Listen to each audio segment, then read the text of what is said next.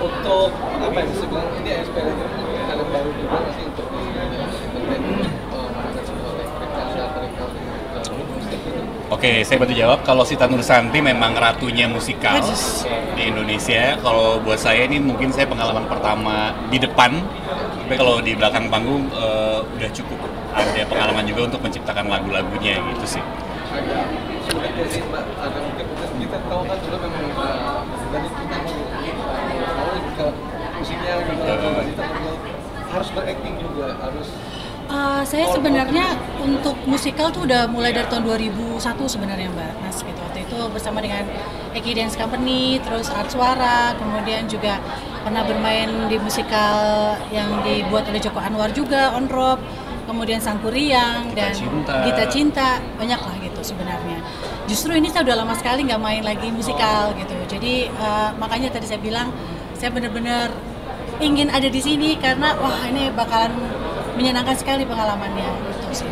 Dan akhirnya akan lebih banyak bermain di sini musikal ketimbang banyak bernyanyi ya sekarang. Sebenarnya iya, sebenarnya sih kalau Mas boleh perhatikan lagi sih sebenarnya kalau nyanyi saya malah jarang. Saya lebih banyak ke musikal sekarang atau acting sih sebenarnya, acting agak musikal gitu.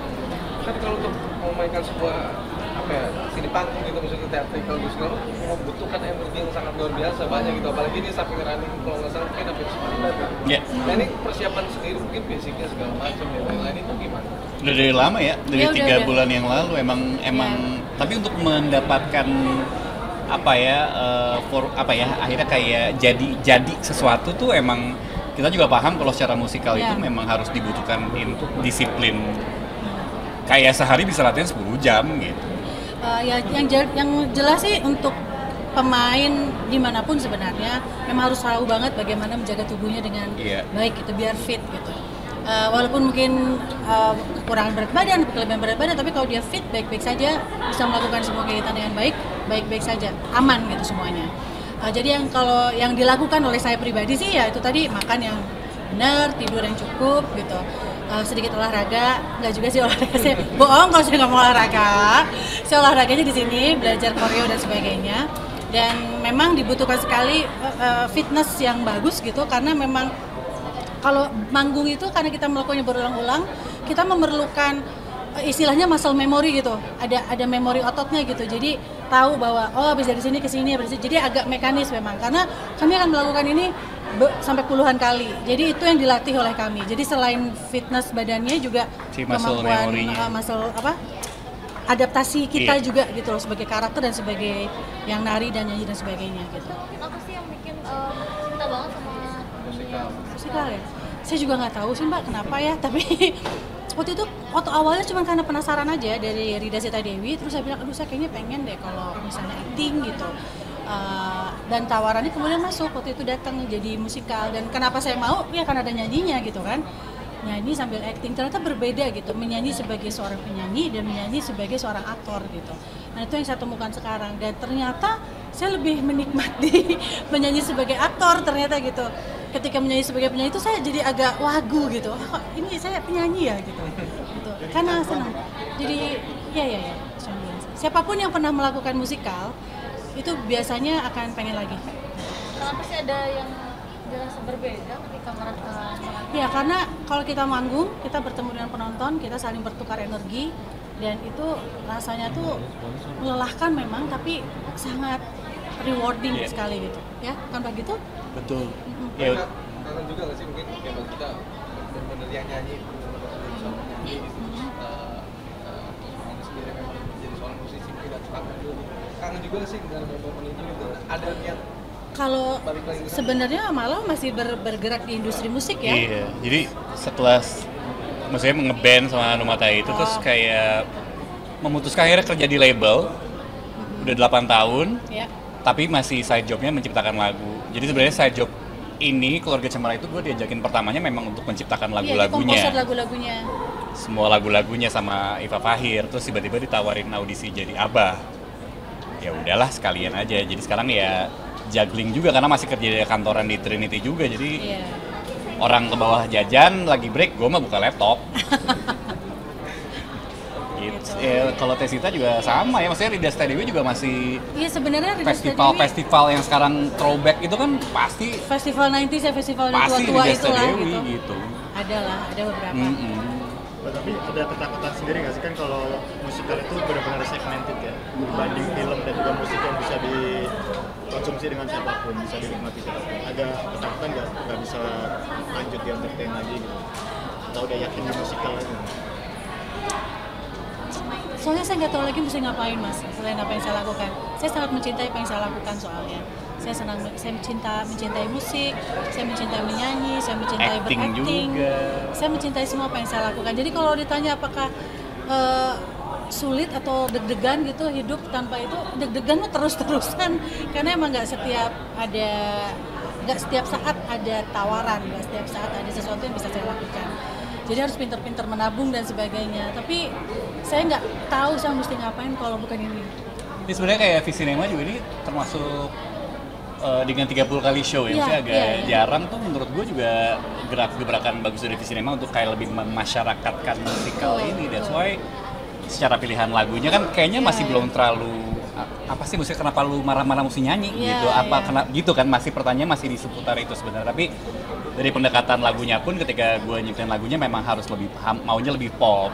Terus secara cerita IP-nya kan memang dicari yang memang sangat Indonesia banget gitu, si Keluarga Cemara.